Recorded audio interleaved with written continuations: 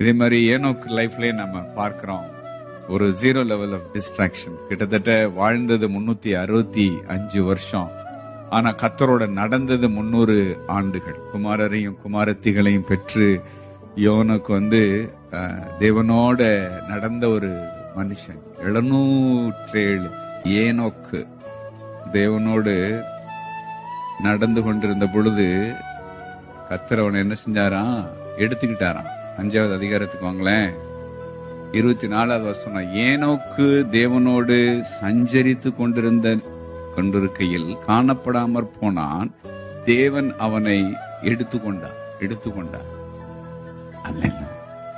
Walking in close fellowship with God.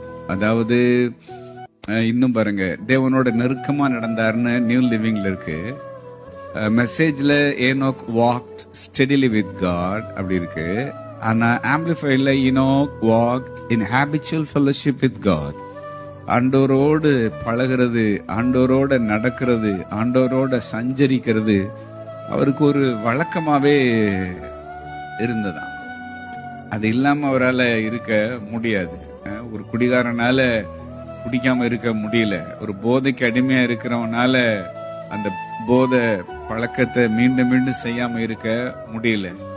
அதெல்லாம் addiction. ஆனா Enoch மாதிரி நபர்களுடைய லைஃப்ல, நோவா மாதிரி லைஃப்ல, டேனியல் மாதிரி லைஃப்ல நாம பாக்குறது எல்லாமே இட்ஸ் a holy addiction.